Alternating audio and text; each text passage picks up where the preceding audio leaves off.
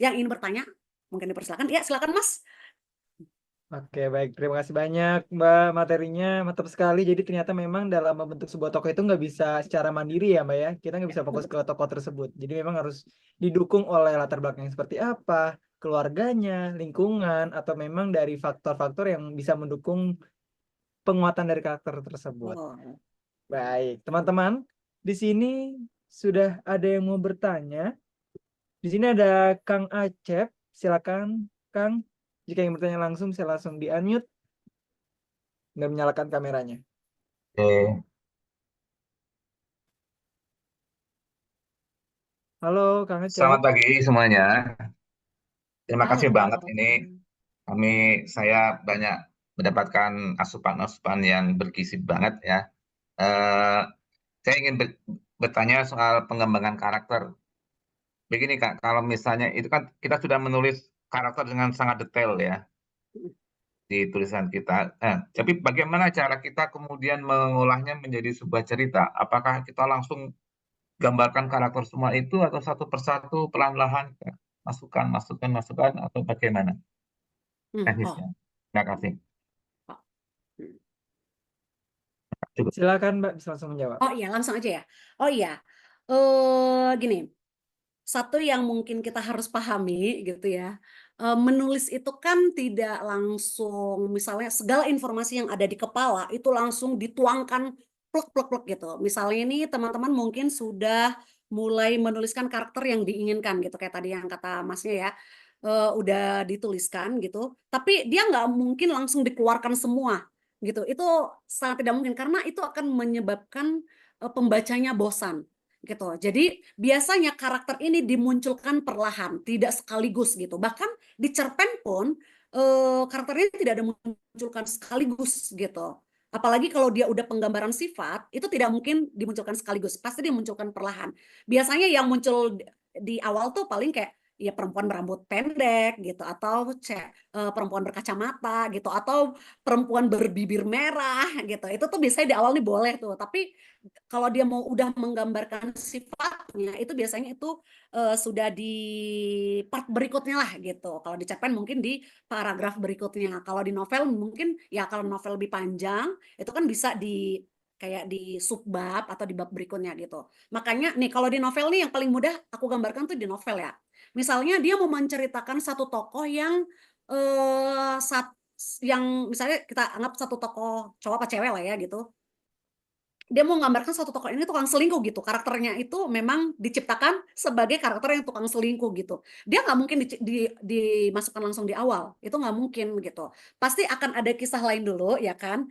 Diceritakan dulu nih bagaimana hubungannya mereka. Baru ternyata ketahuan nih dia selingkuh gitu. Nah biasanya nih ada karakter pendukung lainnya yang masuk juga di dalam menceritakan kayak sebenarnya gue itu udah lihat loh cowok lu kemarin jalan sama si ini gitu. Jadi dari cerita itu, dari penggambaran itu, eh, dia tid- dia tidak plek-plek disebut tukang selingkuh, tapi ada teknik bercerita si penulis yang akhirnya memberitahu kalau oh karakter ini tukang selingkuh gitu, atau kebiasaan-kebiasaannya, misalnya kebiasaannya setiap pagi dia itu minum kopi gitu.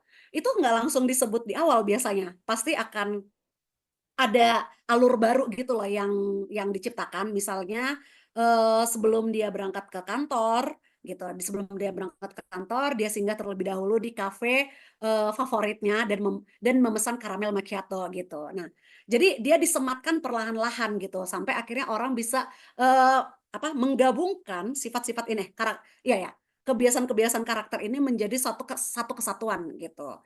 Nah, kalaupun orang bercerita tentang kita nih, bahkan di kehidupan nyata nih ya, kalau misalnya kita diceritain, misalnya Afri yang mana gitu, Afri yang ini loh gitu. Terus nanti ada cerita, oh misalnya ini orang nggak tahu ya siapa yang dimaksud gitu. Tapi nanti akan ada itu loh yang editor elek gitu. Itu tuh ada teknik berceritanya gitu. Ada hal baru yang diceritakan setiap partnya. Jadi tidak serta-merta di awal karena itu bosan banget bacanya. Nah, ya ada satu yang ingin aku sampaikan. Penulis itu akan dibedakan dari teknik berceritanya. Kalau misalnya teman-teman menanyakan, gimana sih caranya?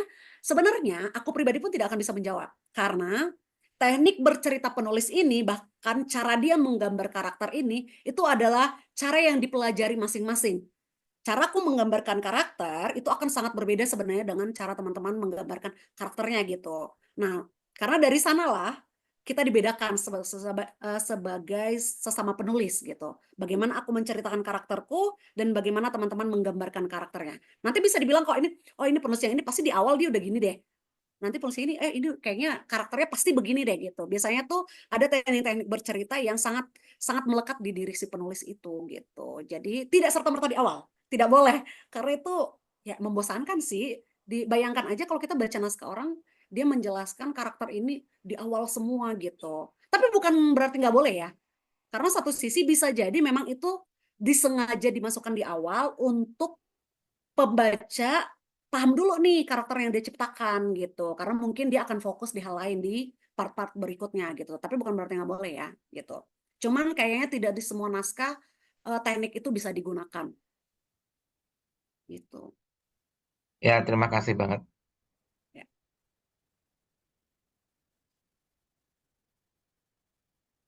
Oke, baik. Terima kasih banyak Kak Ngacep dan makasih banyak Mbak Friyanti sudah menjawab. Selanjutnya ada pertanyaan dari Mas Fikri Alfatan. Silakan Mas Fikri, bisa langsung bertanya dengan menyalakan mic-nya dan juga kameranya. Iya, halo, selamat pagi. Salam kenal Mbak Afri. Ya. Eh, saya mau tanya nih ya, dalam satu novel itu, contohnya novel saya yang baru tadi pagi saya submit ke LX Media melalui DPS, Oh, apa oke. memungkinkan Judulnya apa nih, Mas? ap- Nembak nih.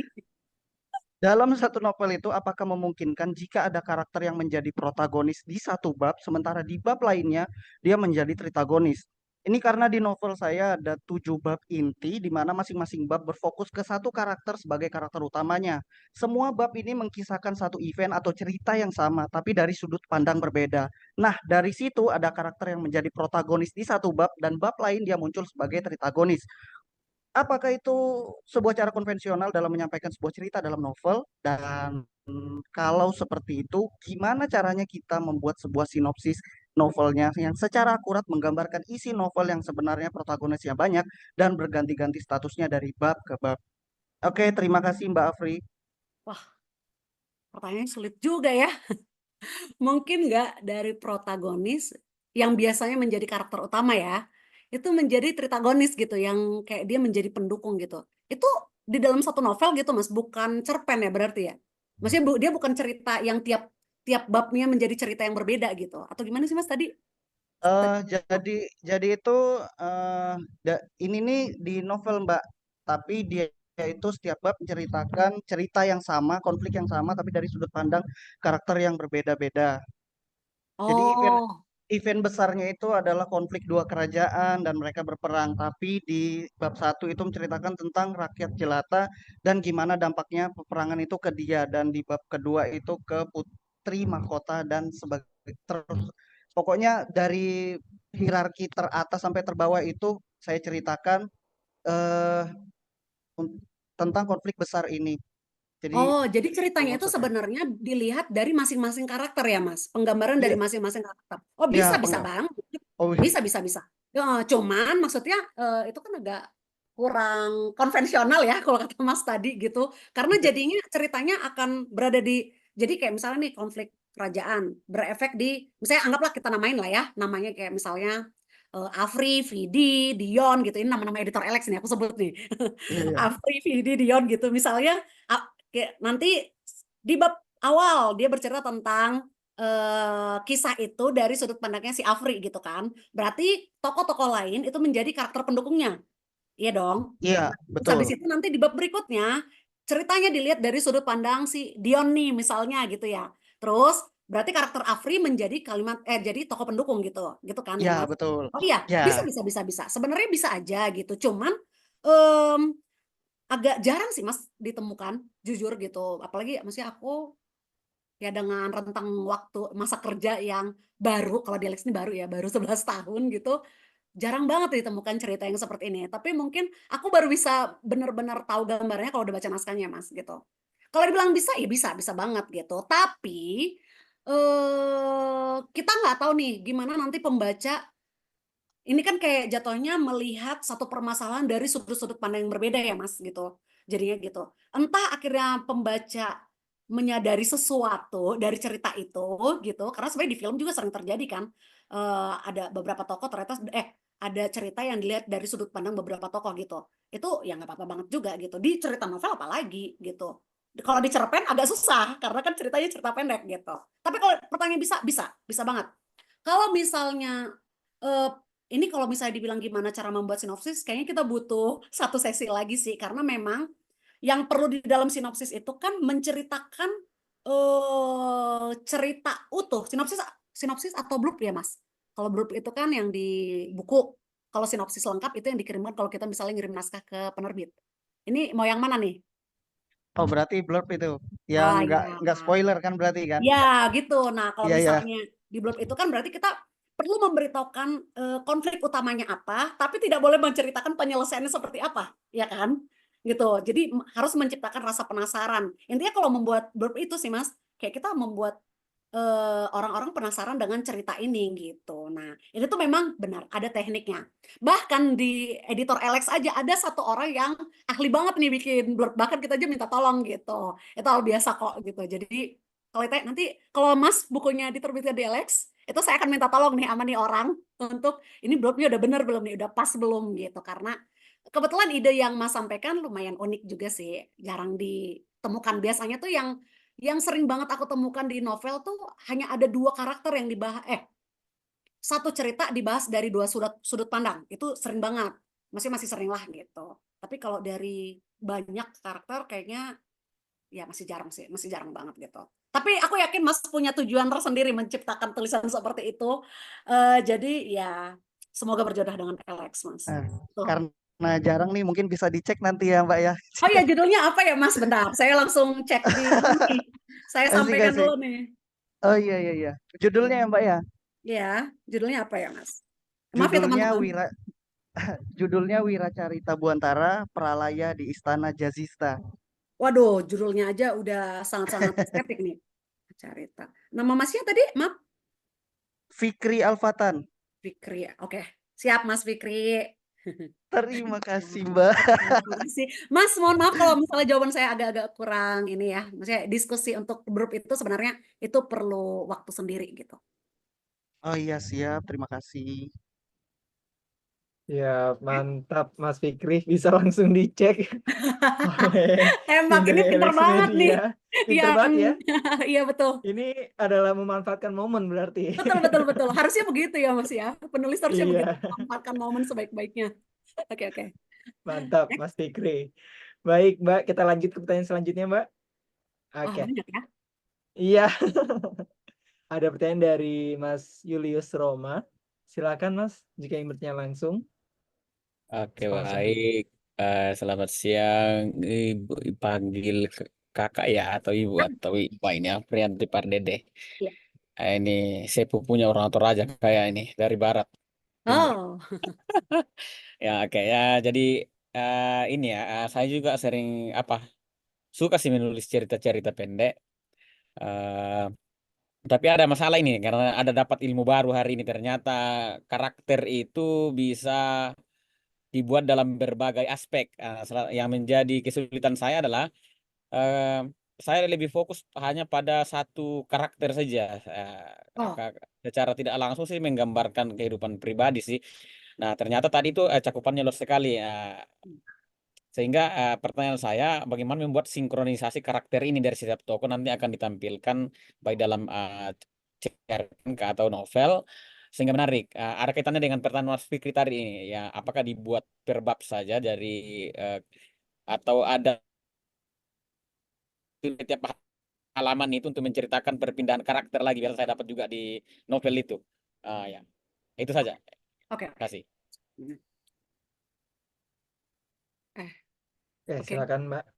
Ya, berarti selama ini proses menulisnya Mas fokus di satu karakter utama aja gitu ya biasanya ya? Ya. Oh ya, sebenarnya itu pun nggak salah Mas, karena di setiap cerita itu pasti ada satu karakter utama yang memang dia secara porsi itu akan diceritakan lebih banyak dari yang lainnya. gitu. Itu nggak masalah banget gitu. Cuman gini, kalau tadi kan yang saya jelaskan, karakter utama ini ya benar-benar harus dijelaskan gitu. Kita maunya dia dikenal sebagai apa, itu harus jelas. Itu karakter utama. Tapi seandainya Mas memasukkan karakter pendukung, itu pun tidak hanya melulu maksudnya karakter pendukung ini tidak hanya sekedar nama gitu loh. Karena biasanya nih yang membuat kita kesulitan untuk membayangkan satu tokoh di dalam cerita, itu tuh karena dia disebut sebagai nama doang gitu. Misalnya, oh ya ada Afri di sana, ada Dion, saya Afri sebagai teman doang gitu, statusnya sebagai teman gitu. Padahal untuk memperkaya karakter ini kan sebenarnya sekalipun dia karakter pendukung bisa ditambahkan dengan entah karakter fisik atau karakter sifat gitu. Kayak karakter fisik bisa jadi kayak ya digambarkanlah fisiknya seperti apa, atau sifat misalnya orangnya rame, orangnya pendendam gitu, orangnya berisik atau orangnya sangat baik gitu. Jadi sebenarnya secara porsi itu benar Masnya udah benar, karena nggak mungkin nih semua karakter yang ada di dalam cerita itu dijelaskan satu persatu dengan sangat detail. Itu nggak mungkin. Karena di setiap cerita itu pasti harus ada fokusnya, yaitu karakter utama. Biasanya kan karakter utama ini kalau di romance ya satu cowok, satu cewek, atau misalnya kalau dia cinta segitiga, 2 cewek, 1 cewek, atau 1 cewek, 2 cowok gitu. Biasanya yang paling banyak dikulik ya hanya mereka gitu. Yang lain-lain itu misalnya kayak orang tua jatuhnya karakter pendukung ya paling hanya ditambahkan sebagai sosok yang lemah lembut, atau sosok yang pemarah, temperamen atau apa gitu. Jadi secara porsi Masnya udah benar gitu. Dan bagaimana caranya menggambarkannya di dalam cerita, ya itu tadi memang nggak boleh sekaligus. Maksudnya bukan nggak boleh sih, ya bisa-bisa aja kalau memang dibutuhkannya seperti itu gitu di dalam cerita. Tapi sebaiknya agar menghindari kebosanan gitu, itu jangan sekaligus dikeluarkan gitu, karena bisa aja hanya karakter fisik yang dikeluarkan dulu, baru berikutnya karakter-karakter yang sifat gitu, atau dan kebiasaan-kebiasaan gitu, yang membuat kita lebih mudah membayangkan si tokoh ini gitu. Sebenarnya pembentukan karakter ini juga kan bukan hanya bagaimana kita bisa membayangkan dia secara fisik gitu.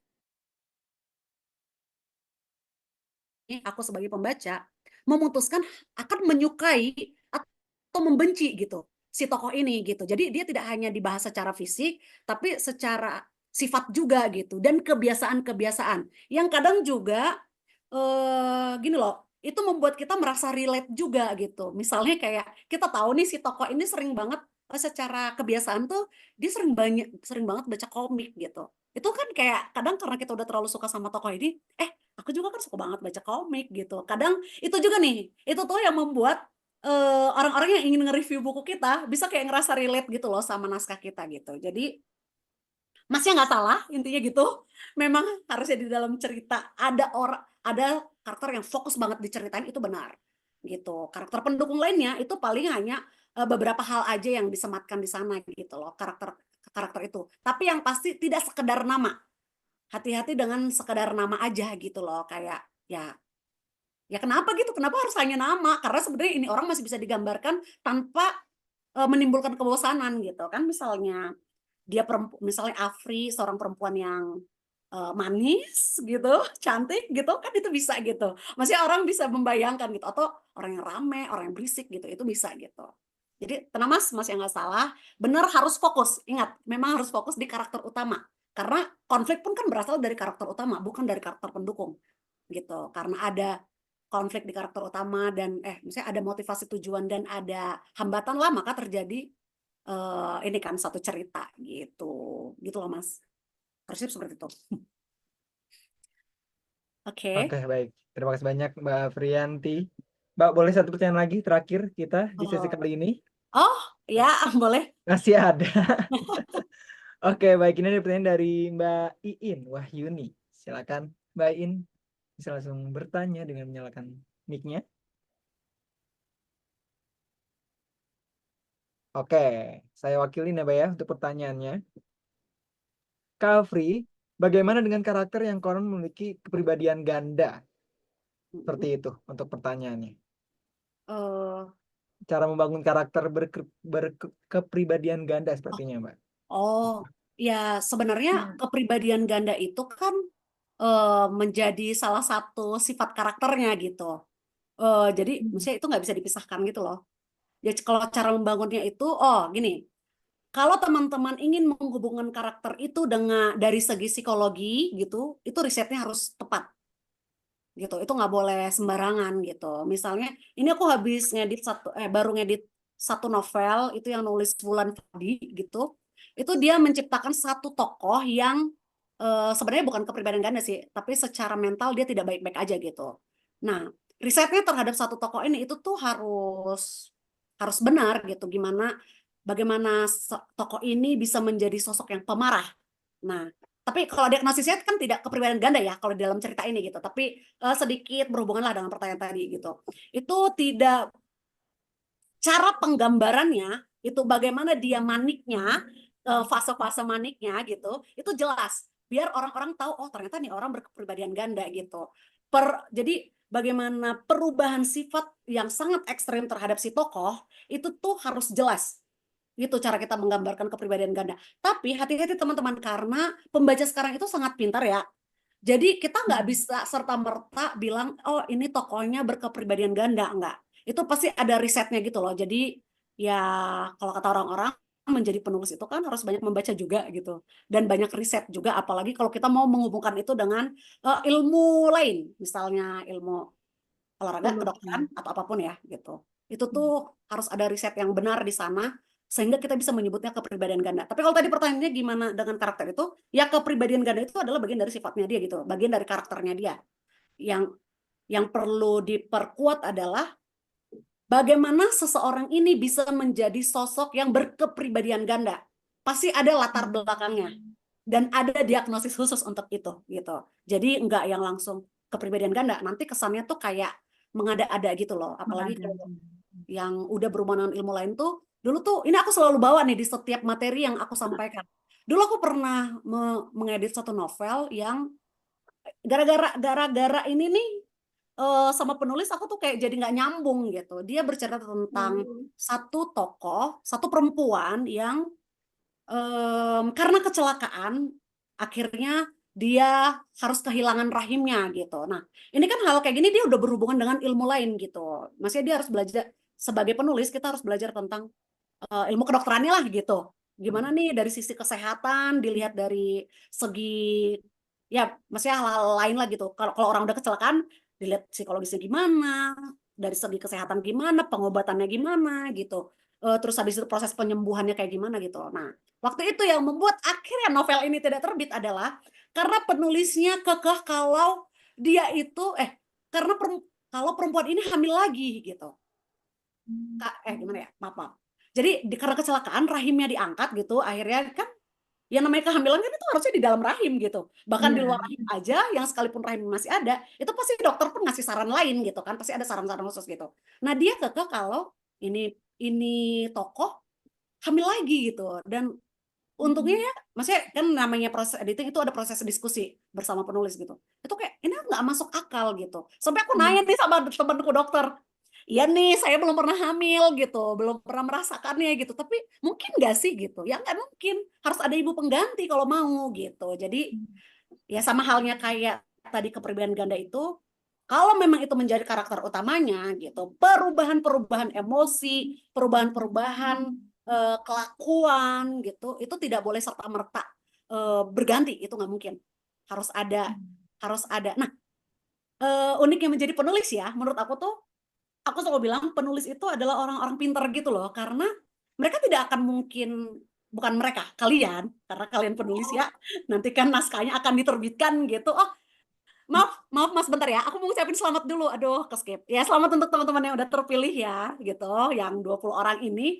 Karena kalian sebagai penulis, aku selalu bilang penulis-penulis ini adalah orang-orang yang cerdas gitu, karena setiap hal yang dituliskan itu selalu ada alasannya gitu, dan selalu ada ilmunya gitu. Bahkan ketika teman-teman membahas tentang KKN, kami nih karena aku termasuk dalam tim jurinya ya, itu aku lumayan bahagia gitu loh melihat, oh apalagi kalau yang menceritakan tentang urban legend nih, aku baru tahu, oh ada yang begini di daerah itu. Dan itu tidak serta-merta ada kan, nggak mungkin. Misalnya kayak di Tanah Batak nih, ada namanya Begu Ganjang gitu. Itu nggak dibuat-buat. Memang riset lah, maksudnya teman-teman pasti riset dulu, di Tanah Batak tuh apa sih urban legendnya gitu. Nah itu, hal yang seperti itu harus ada risetnya gitu. Itu membuat karakternya semakin kuat dan semakin mudah untuk dipahami sama pembacanya nanti. Dan termasuk teman-teman juga dengan riset itu teman-teman juga memahami karakter seperti apa yang ingin teman-teman tampilkan nanti di tulisannya gitu, di novel atau cerpen atau apapun nantinya gitu. Cerita fiksi yang teman-teman inginkan gitu. Begitu. Semoga membantu ya karena sebenarnya aku agak-agak bingung dengan pertanyaannya, tapi semoga dari penjelasan yang panjang tadi sudah cukup mewakili gitu. Iya Kak, terima kasih Kak. Oh iya, halo Ibu. Ya, terima kasih Baik, untuk terima kasih pertanyaannya. banyak Mbak Aprianti. Betul sekali Mbak, jadi memang tadi untuk teman-teman ini yang sudah terpilih menjadi 20 peserta nanti akan dibukukan dari karyanya. Nah, maka dari itu untuk teman-teman bisa mulai menyicil karya sebelumnya, bisa langsung diperbaiki dengan materi-materi yang sudah disampaikan selama 3 hari kebelakang dan nanti di hari selanjutnya seperti itu. Baik, makasih banyak Mbak Aprianti atas waktunya di sesi Creator Academy, kuliah kerja konten Kompasiana.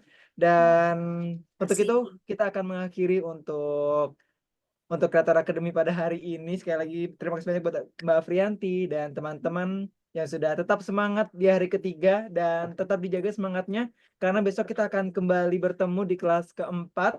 Jadi teman-teman juga harus disiapkan juga alat tulisnya dan juga bukunya untuk menyatat materi-materi yang Mas, maaf aku disampaikan. boleh kasih tambahan sedikit aja? Boleh Mbak, Oh silakan. iya. Teman-teman untuk yang hadir hari ini, besok teman-teman harus hadir lagi karena yang menjadi pembicara itu partner saya di editor Alex juga, itu Mas Dion. Salah satu editor yang sangat diandalkan juga nih materinya, kemarin kita udah sharing juga. Jadi aku yakin dengan materi-materi yang sebelumnya dan hari ini dan besok nih ya penutupnya ya Mas ya. Untuk ini Betul. teman-teman pasti bisa merevisi naskahnya lebih baik lagi atau bahkan ilmunya bisa digunakan untuk materi-materi teman selanjutnya gitu. Mas, maaf banget aku potong. Terima kasih Iya. semuanya. Terima kasih Mbak Frianti, karena nanti di tanggal 10 Agustus kita akan ada editor klinik, jadi teman-teman bisa langsung diperbaiki juga, dicicil sesuai dengan feedback dari beberapa pemateri dan juga materi yang sudah disampaikan. Baik, teman-teman, kita akhiri untuk sesi Creator Academy kelas ketiga pada hari ini. Terima kasih banyak untuk semua semangatnya dan kehadiran dari teman-teman semua.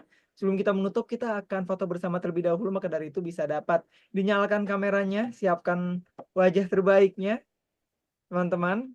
Bisa langsung dinyalakan kameranya teman-teman semua. Kita akan foto bersama. Siap? Sudah siap semuanya?